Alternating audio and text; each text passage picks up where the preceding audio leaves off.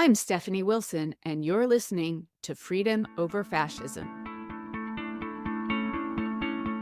Hi, friends. Welcome back to the pod. This episode is a little different than usual because I'm the interviewee. Andra Watkins, author of the Substack For Such a Time as This, interviews me on how to talk about politics without talking about politics. She's been a guest on this podcast twice for her work explaining Project 2025. And I was really excited to be on her platform. The interview was live, so this has been lightly edited for length and clarity. If you go to www.freedomoverfascism.us, you'll be able to listen, watch, or read the transcript. While we're on the subject, if you have the means, please subscribe for a paid subscription. Right now, all the content is free, but I'll try to start having paid perks once I reach 100 paid subscribers, which isn't too far away. In this interview, I talk about living and speaking about our values, as well as the effect of Hollywood and entertainment on our national narrative. One slight correction. I got the year wrong on Birth of a Nation. It came out in 1915 and was an incredibly racist, silent film. As I mentioned in the interview, it restarted the Ku Klux Klan and argued for white supremacy. I'll have Ben Railton on soon to talk about the effects of that film in detail.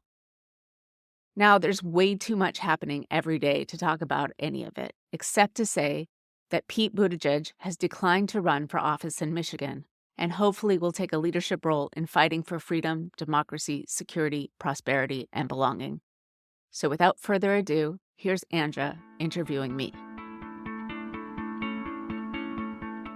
So, hello, everyone. We're glad to have you here today. If you have not met Dr. Stephanie Wilson, you are missing out. She is one of the first people I connected with when I started my baby Substack ages ago, last year. I mean, it feels like it was a decade ago. It feels like I've known you forever. But it's only been like a year. So she writes the Substack Freedom Over Fascism and does a wonderful podcast that I have been a guest on. And she has really interesting guests. It's a really wonderful thing. If you're not following her Substack, please subscribe. But since the election, Stephanie, you have been talking about how to talk about politics without talking about politics.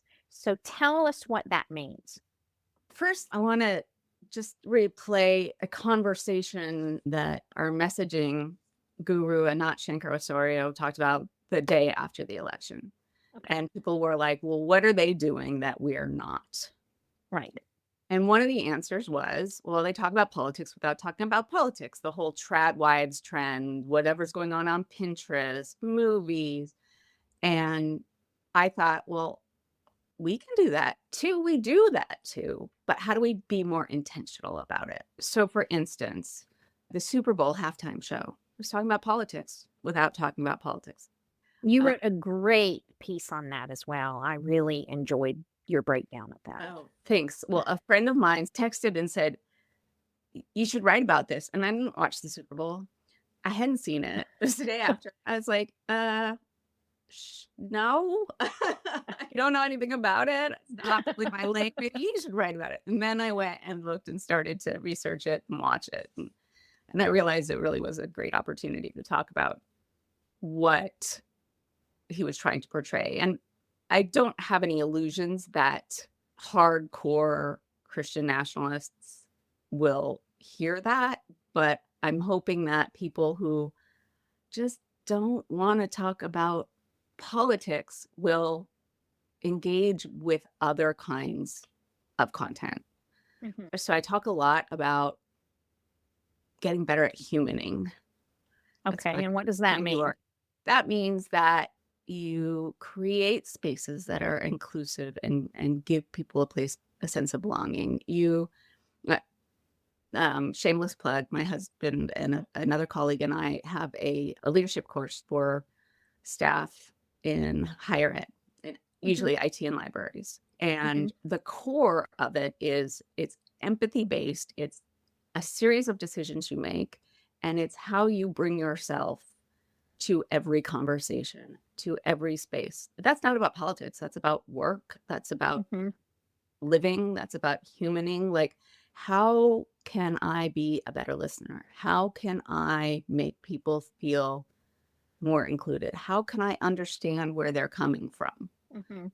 So that's a very broad sense of talking about politics without talking about politics. But, talking, although every conversation about universities right now is talking about politics. But again, we can talk about the value of science. We can talk about the value of innovation, curiosity, and trying to find cures for cancer. And Mhm. all of that is politics now, but it's also not politics. So that's kind of the first level, is talking about the things we believe in. It's about values and not about, well, I think Democrats should do this. I mean, we can talk among ourselves about what we think Democrats should be doing. And I have a lot of things to say about that. But we Mm. can also be talking about what our values are and creating in real life communities that embody those values. And then there's stuff that we can't really control, but I would like to. So, entertainment. So, go back in time to the beginning of motion pictures. And one of the first motion pictures was Birth of the Nation, Birth Right. of the Nation, right? So, there was this movie in the 1920s that talked about the South's, the lost cause of the South, and how Civil War wasn't about slavery, and Gone with the Wind. Um, Mhm. Mhm. and that, in the guise of a movie, kind of restarted the clinic. It Mhm. it it restarted an entire narrative that's never been vanquished. So Right. so that was very powerful. And so I'm hoping that we can get smart about what we create as entertainment, Right. creating movies and TV and content that reflects our values. And the other thing that I want to talk about entertainment, and I'm going to be talking about some of this on my podcast slash Substack slash live slash whatever, however we're going to do it, is the Western. John Wayne. That was Yeah. a very intentional portrayal of American manhood, of the rugged individual, of a white West. Mhm. And that started an obsession with Westerns that were all about this white, lone, uh, powerful guy, where that wasn't reality, but Right. it changed the perspective, or it reinforced the perspective that reactionaries, whatever we want to call them, wanted to portray, Mhm. which is a narrative that isn't history. It's just a narrative and a myth, but it was reinforced and reinforced and reinforced, and not in a way that was like lecturing. So that's And it appealed to certain demographics who maybe felt inferior or saw a way to identify with that and feel good about themselves.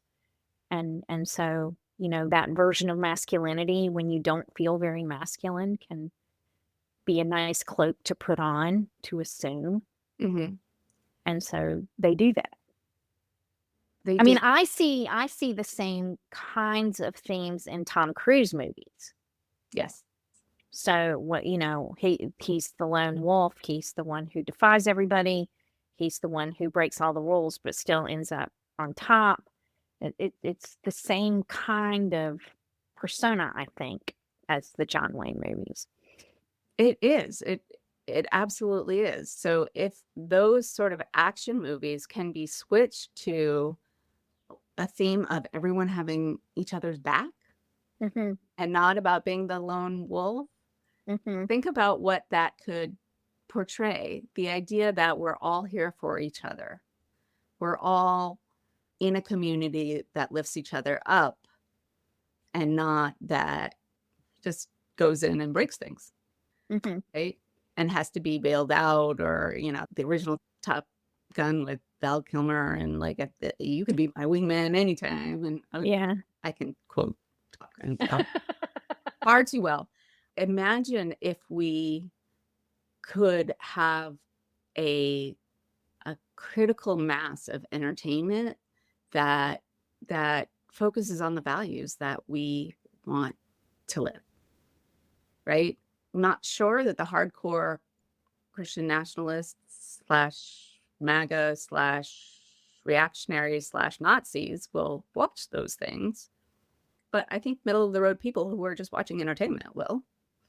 Yeah, I mean, that's who it has to be targeted toward. I don't know if I've ever said this before anywhere, but I wasn't allowed to go to movies when I was a child in Christian nationalism. So I couldn't even see Disney movies because I might be standing in line to see the Shaggy DA and someone might think I was going to see The Exorcist, even though I was only like 6. And so I was not allowed to go to the movies. So, and that's pretty commonplace in that world, which is one reason why creating Christian movies like Kirk Cameron does, or somebody like that, they'll support those movies and they'll bring them to their churches or give people dispensations to go see them, but they won't let you go see a secular movie Well, in that's the exactly theater. what I'm talking about, though. Right. So, we would be doing the same thing, but trying to attract different groups of people who aren't Christian nationalists most likely to see them. Right. And also, So, everything's online now, so you don't necessarily have to advertise what you're watching when you watch it. Like, so maybe somebody in that community, they can find whatever they want. Just as last week, I talked to a scholar, Craig Johnson, about how young men, boys, to 10 to 25 get sucked into fascism online very, very quickly. and the Um, pandemic didn't help with that. oh, the Totally pandemic supercharged that. supercharged that. Yeah. And so they went down that rabbit hole. But what if there were more things online that have nothing to do with politics that are reinforcing our values? I know my son is really into watching Minecraft as kind of a spectator sport, and he follows a bunch of creators, and a lot of them just kind of slip things in about being inclusive and being welcoming, and that's what we need to be doing more of. If any, I don't know what the audience for Wicked is, but I've been kind of watching it a little bit nonstop. But that's the exact value, those are the values that we want to communicate. And that's not talking about politics at all. Mm-hmm. So Now, I was talking to my husband before I got on with you, and I mean, I said to him, I'm just so blunt and direct. This is not something that I would ever be very good at. I can't talk about things indirectly. I'm just going to tell you what I think. But there are plenty of people who aren't like that, who this would be really good for.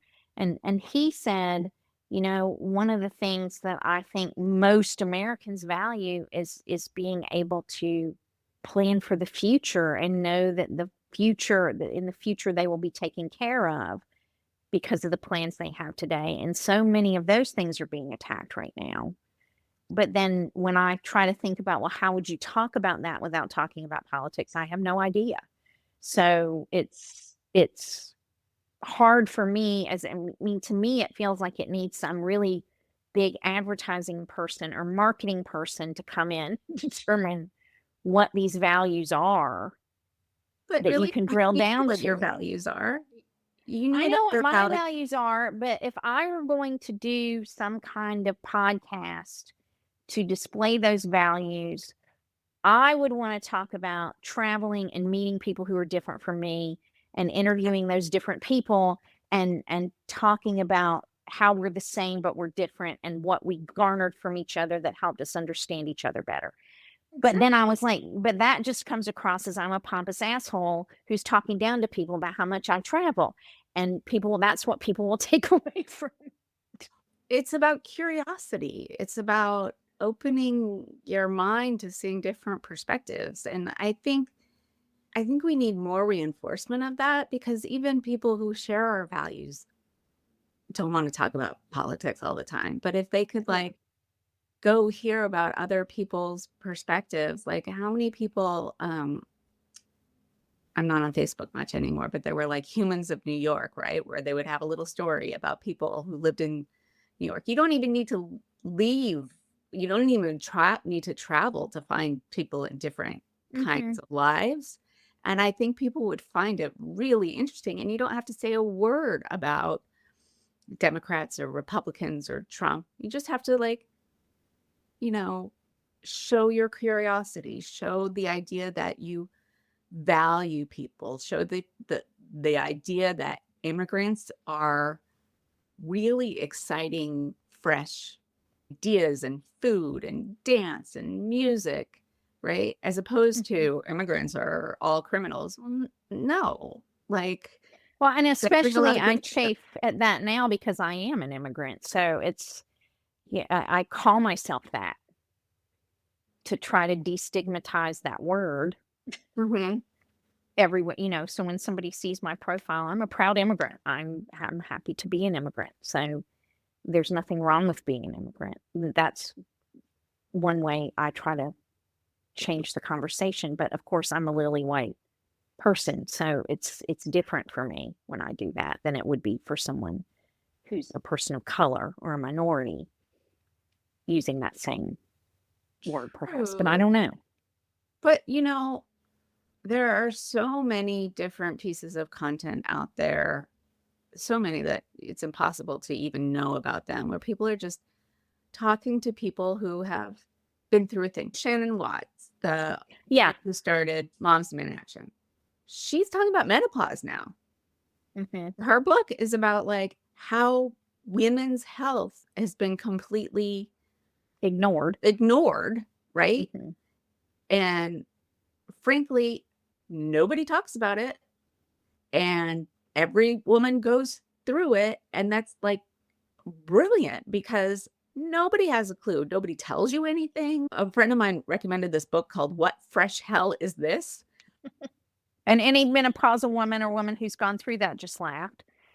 Right. Because we know, but nobody tells anybody else. Right. So she's coming at it through a different lens. Amanda Littman has a book coming out talking about leadership and Gen Z. That's not talking about, having people run for office, which she also does. It's talking about it in a different way. So maybe it'll reach more people. Maybe it'll just give people a different way to think about how we talk about our lives. There are just so many ways that we don't realize are communicating our values, where we don't have to use a political lens at all. Leadership, it's curiosity, it's Building inclusion. trust and connection, as Mary Noon says in the comments. It's that too. Hi, Mary. Some of you may have greater ideas than I have or than Stephanie has about how to talk about politics without talking about politics. Because I really struggle with it. She has a With- great with Substack called 92 County Plan is the name of Mary's Substack. All right. So especially if you are in a red state, super important read. Okay. All right. That's my plug for Mary. Most of us know what our values are. I have a theory that we should stop, like, the second we talk in the language of the other side, we've lost a conversation. So they're like, DEI this, DEI this. The second we use the words DEI, we're done. We've lost. We're on their territory. What if we start calling what we know as DEI, diversity, equity, inclusion? What if we just talk about it as meritocracy, right? Because that's what we're saying, is that we just want people who are qualified to be in the pool. Like, so we have to find a way to talk about what our values are on our terms and not on their terms. And we need to, and I particularly am not great at this, create offline communities where we're together and we're, helping each other, and we're living the values of mutual support and mutual aid. So, It's funny for me, I don't talk about my work a lot where I live. My friends are kind of divorced from that, but then a few of them started following it, and so now they'll talk about politics with me.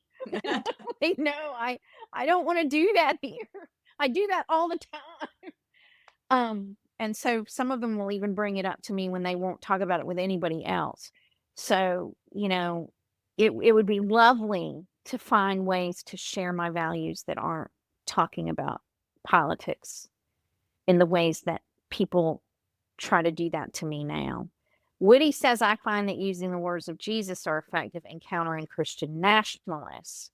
That has not been my experience, Woody. I think they think Jesus was a wimp, and will say that.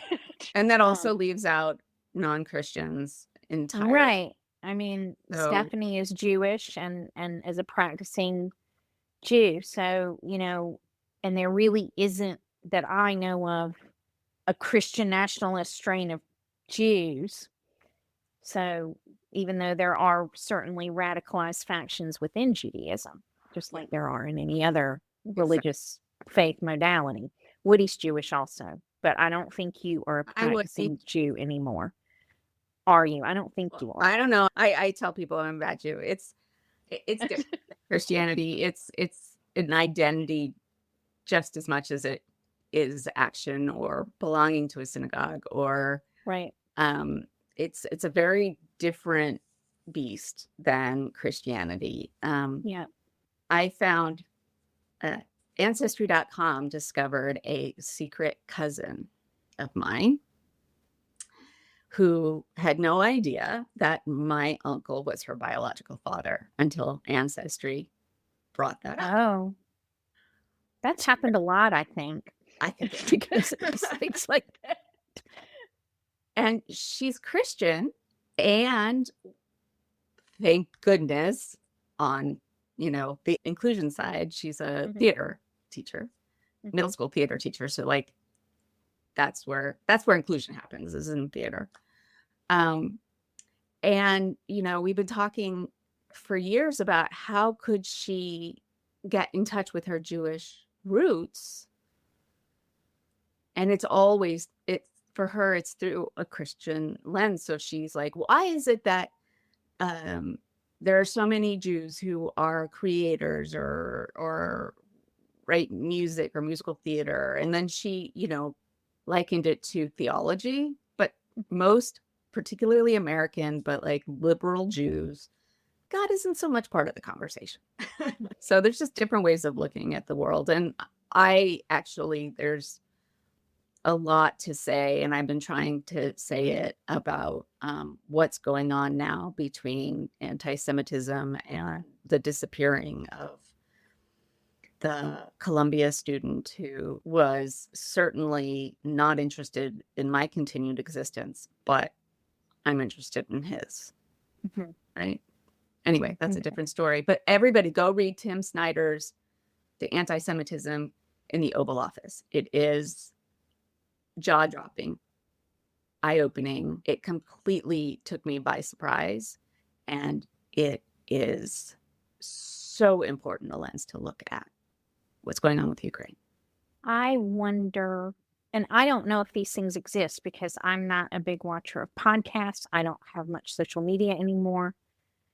But I wonder if there would be a way to portray those values in a sports show, or where dudes sit around talking about sports, but from the lens of, this guy's really a great person in sport because he did this uplifting, humane thing that we value, instead of he scored a goal or he ran the fastest or he, I don't know if anything like that exists or if it would Ted even Lasso. appeal to anyone. But Ted Lasso.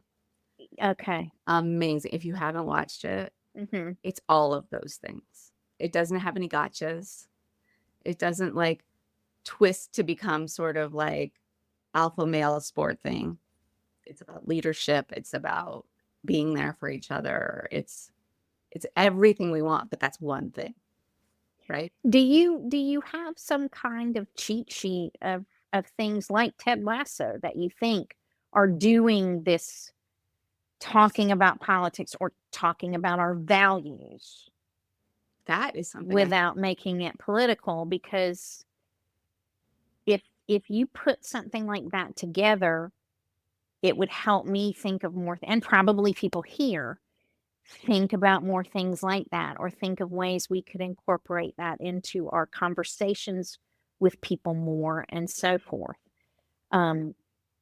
Because I just really struggle with it, again, because I'm just a super blunt and direct person and just say what I think all the time, and don't really think about how to approach different people.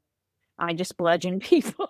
I mean, you live your values, which is I curiosity. do, which is to just be very blunt and direct and honest with people, and they like it or they don't.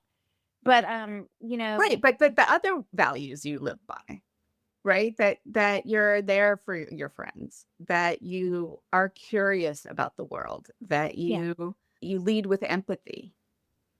Whether you talk about it in politics or not, that's talking about politics without talking about politics. You're already doing it. somebody has asked me to make a dictionary of Christian nationalist terms and language so that people can, and I still haven't had time to do that. And then Ann Applebaum the other day said, oh, well, you could add like autocratic terms to that too. And I'm like, that's not even my bailiwick. But she's like, but you could do that too. Do you want to say, and so could you? Well, yeah, I mean, she's got a lot more to do right now than I do, but I it did make me think that having a cheat sheet of the kinds of things, giving us some examples of what you think are pieces of entertainment or podcasts or things on YouTube, or, influencers who are doing these things really well in a progressive way, but not overtly so. Right. But they're communicating those values. I would love to see a list like that. I will get going on it. It will no way be comprehensive because I'm not that connected, but that's what people can add to it. That's what happened with the list I put together of people to follow for fact-based, values-based news. And you got a lot of ads to that. And so it gets people thinking, and people's brains work differently. And I bet we'd come up with a pretty good catalog of things to use to fuel our own ideas about how to do this. Right. Because that's part of it. I would like to watch things or listen to things that help me go, oh, here's one way I could do that. Mm-hmm. Either I'd have to start a different Substack because I talk about politics all the time on my Substack, but to learn different tactics for having conversations and talking about things will be really valuable. Mary says also a list of works or signals that the right uses that we don't know. Words or signals that the right uses that we don't know means something we completely don't know, which I mean, I've done that with Christian nationalist words for over a year now. Somebody wrote on Blue Sky, they were quoting somebody else who was talking about Trump's economic thing and decrying the globalist economic system. That means Jews are controlling all of the money. And I bet you, like, people don't know that because and amongst themselves, they would say that. But then when they say it out in the world, they don't say that. They just say this globalist thing is bad. Well, but that's what it means. Or they know. I mean, it's been a trope for hundreds of years. Jews are globalist or cosmopolitan. Those sorts of words mean Jew. New York sense of humor means Jew. New York values means Jew. And it's larger than that. And I have really tried to stay away from talking about the Middle East and what's going on and about anti-Semitism that much. But right now, shit's getting real, and the administration is using anti-Semitism as this big leap for fascism, and it's totally complicated and indirect, and it never ends well. And all while claiming to care about Jews. Right, but while completely decimating Right. Zelensky in the Oval Office Right. Right. based on, very old anti-Jewish tropes. So, Right. yeah, it's very confuddling, confusing. Does anybody here have an idea for a way to talk about politics without talking about politics that we haven't hit on? Because I'd be interested in your ideas as well, if any of you have any. There are quite a few of you here, and I see your names pop up and want to say hey to every one of you. And then, of course, you go so fast. It's hard to keep I up. know it scrolls So, up and you can barely read the comments, so well, and it's hard because it covers your face if there get to be too many of them. And so this is scrolling over your face. So I mean, Substack Live, I know people like it and it is easy to use within Substack, but it's harder to me to do a talk on it because of all this other stuff happening. So Deidre Keller says, I'm thinking about talking about a book can be a good way to do this for those of us who love books. yes. And so one of the things, and one of my subscribers said this in my last live session that I just did on my own. Her mother is MAGA. And so she's been picking contemporary women's fiction books that have these kinds of progressive themes in them, but aren't so overt, and reading them with her mother. And then they've been talking about them. And so I feel like all of these experiences are encouraging people to do that. And people on the right won't do that. Having come from that world, my parents, for example, don't want to be around anything that challenges them.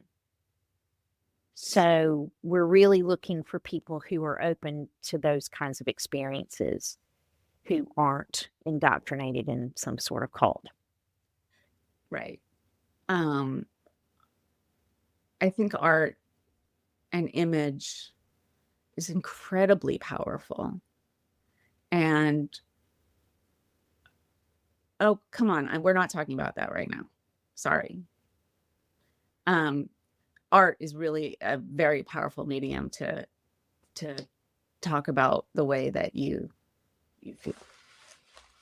Yeah, no, I mean, again, I don't know how I structure a Substack or a podcast to do that, but maybe somebody here would have a good idea. I mean, I know so many people in that world, and they're always interesting, and they always have random, very surprising perspectives that make me think, and not always make me go, "Oh, I'm always thinking correctly." I mean, every time I talk to you, I see a new way to see Jewish people and to break down my own preconceived notions of what that means. And so that's valuable to me. So I love it when you talk about that. So it helps me see the world, I think, more productively and more humanely. We've been going for about 45 minutes now, and I don't want to take up your whole day with this topic, but I hope it's given a lot of us some things to think about in terms of how we approach conversations in our communities, how we interact with people at work or in other places that we go, what kinds of entertainment we choose to watch and promote. I mean, I went and saw Lee Miller, the movie about the photographer, the World War II photographer, the other night. And I mean, that movie didn't feel at all political, though I'm sure people would make it that. But, that's an example of something that I tell people to go see right now Right. as a means of seeing the world I think differently. talking about those things as you encounter them. I really appreciate everybody coming today. This is a great turnout for this special Substack Live. I appreciate, you know, it's hard right now to know how to pay for anything. There's so much uncertainty. I appreciate every single one of you who supports this work with money or with telling enough people about it to be here to earn paid status. I don't really know who does what. I don't care. I just value everybody. who cares enough about independent media to support it. Because one of the reasons we are where we are is because we haven't done that for a long time. So I hope you'll continue to do that. I hope you'll check out Stephanie's Substack, Freedom Over Fascism. Go listen to some of her prior podcasts. She's a great interviewer as well as interviewee. So you'll enjoy getting to know her better there. And I'll look forward to talking to you soon, Stephanie, and to seeing the rest of you on my Substack. Well, thank you so much for having me. Thank you for listening to Freedom Over Fascism. Please leave a rating or review wherever you listen. And if you can, please subscribe at www.freedomoverfascism.us.